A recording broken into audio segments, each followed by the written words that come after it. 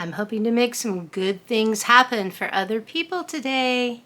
And if you are watching this, that's you. Welcome back to the channel. I'm Karyn, and my husband Dan and I are looking to be more self-sufficient on our way toward retirement. Currently, Dan and I are working on our personal health so that when we retire, we can live a long and healthy life. I am on day 40 of the Carnivore Diet, and I hope everyone is doing well and that you're having a great week. And if you're struggling, don't worry about it. Just start over the next day. In the past, I've let, things like eating something that I shouldn't really affect me. Like, oh, well, I ate that and I shouldn't have eaten it, so now I might as well eat this and that and the other thing.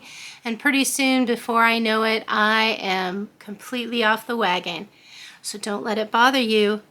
Get right back on the wagon and keep going. In today's video, I'm going to talk to you about something that Dan and I have learned about over the last week or week and a half maybe, and it's called oxalates. We're going to talk about what they are, what they do and why it's important to you, what foods are high in oxalates, and what foods are low in oxalates. And finally, you've probably heard, if you've been watching a lot of YouTube videos on the Carnivore Diet, or if you're a member of some groups that talk about the Carnivore Diet, you've probably seen the term oxalate used, but also oxalate dumping. We're going to talk about what oxalate dumping is. So we'll go over the symptoms that you might have if you are actively engaging in oxalate dumping. And you know what? I am not a health professional. I am not a doctor. I'm just someone who likes to do research and figure out things that are going on right now with my body. So I would suggest that you do some personal research on your own. And I'm going to link to both in the description of this video and also probably with some videos at the end of professionals who know a lot about oxalates. So if you want to dive deep into this, you can. The information I'm going to be giving you today, I got from Sally Norton. Sally Norton is a health coach, and she's been researching and looking into oxalates for a very long time. If you go to her website, you'll see a lot of information, and she also does YouTube videos. Oxalates are formed from oxalic acid. Oxalic acid can bind to different minerals, and when it binds to a mineral, it's called an oxalate. An oxalate likes to form crystals of different sizes, and some of them can be very pointed and look like a needle. So oxalic acid can form oxalates by binding to things like calcium, potassium, sodium. And in fact, most kidney stones are made up of calcium oxalates. So where does this oxalic acid come from that forms oxalates? Plants make oxalic acid. People have hypothesized that they make it for mineral management, seed germination, or just as a defense mechanism. You eat it. We all eat it in food. Some foods have a lot of oxalates and some are low in oxalates. Your body also naturally can make oxalates. It's like a byproduct of metabolism, but they don't have any known function within your body. The only thing they really do is cause damage. And your body makes higher amounts of them if you're deficient in something like B6, or if you've taken high doses of vitamin C. You can have higher amounts of oxalates made at that point. So how does it harm us? Because oxalates bind to minerals, it literally steals minerals from your body, because once they are bound to an oxalate, they're completely useless. So magnesium, calcium, iron, zinc, all of those things can be bound to an oxalate. In addition to stealing minerals from your body, it can cause inflammation if you have a high oxalate level in your body. It can damage membranes and mitochondria, which is extremely important for us. And it can cause cell death.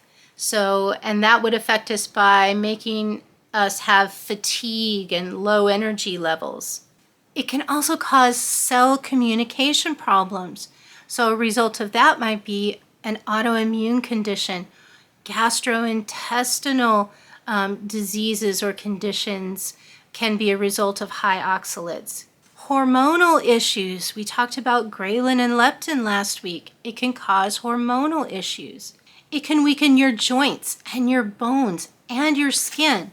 So if you have like a very thin skin or it's easily injured, that can be a result of high oxalates in your system. Oxalates can cause just a wide variety of things, even like breathing problems or brain problems like sleep disorders and mood and behavior and cognition. It just can run rampant in your body.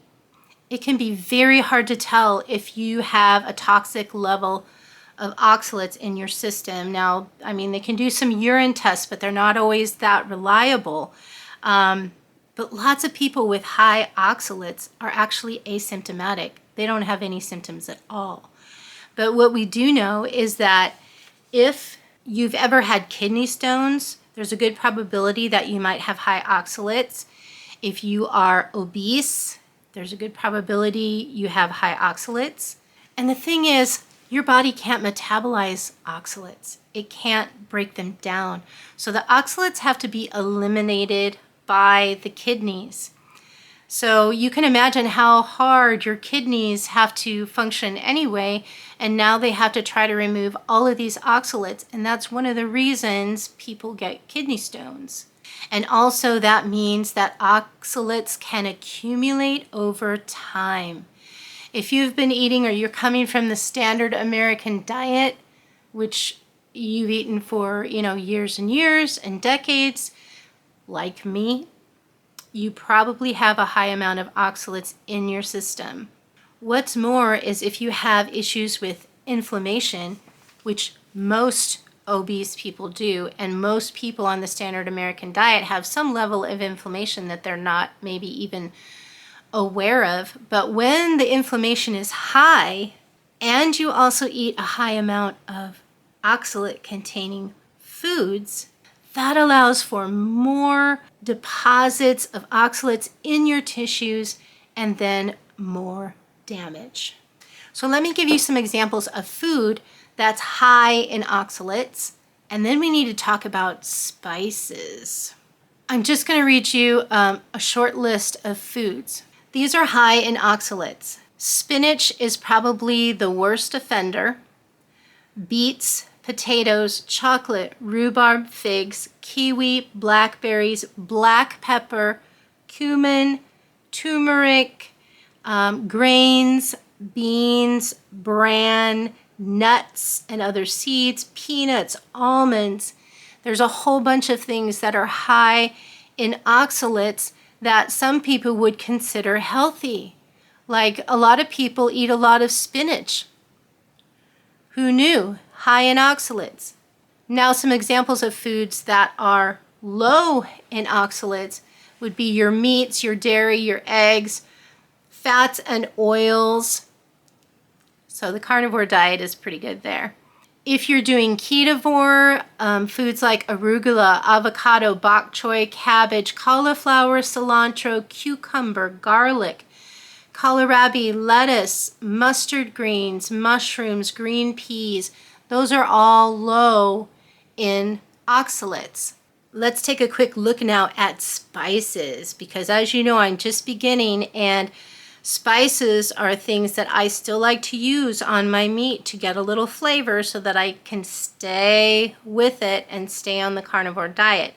Here are some spices that are high in oxalates. Turmeric, clove, cinnamon, celery seed, fennel seed, curry powder, cumin, allspice, lemon peel, like a dried lemon peel, onion powder, coriander seed, and ginger. Some foods that are moderate kind of for oxalates are cayenne pepper, chili powder, oregano, cardamom, paprika. And then there are some that are pretty low in oxalates, like garlic powder, almond extract, ground mustard powder, white pepper, red pepper flakes, thyme, something like Mrs. Dash seasoning blend, that's low in oxalates. So what is oxalate dumping? When you go on something like a restrictive diet like the carnivore diet, or even if you're on ketovore, you might experience some oxalate dumping. So when you completely remove all of the foods that you have been eating that are high in oxalates, you know, if you've been eating the standard American diet and you, bam, you don't transition into carnivore, you just like go cold turkey, your body may just start dumping all of the oxalates it possibly can. Remember, it can't use them. They're just in there accumulating. So if you have a lot in there, then you're going to get some symptoms of oxalate dumping when you first go on something like the carnivore diet. And this typically lasts only like a couple of weeks. But here are some symptoms of oxalate dumping: painful bowel movements, grainy stools, skin rashes or hives, mood changes, fatigue, dizziness, painful urination, difficulty focusing, and cramps. Now, the symptoms that I just mentioned are not backed by research, and you can imagine there are many, many conditions that could have those symptoms. And that's one of the reasons why it's so hard to tell, you know, if you have high oxalates and you're dumping or not.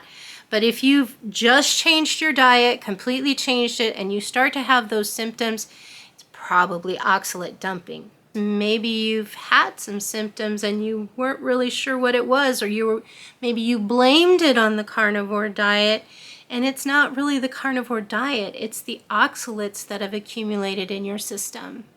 I hope you found this video informative, and if you did, please hit the like button on this video because it really does help me with YouTube and it helps our channel greatly. Continue to have an awesome week, and I will see you on Saturday for weight loss and wins. Until next time.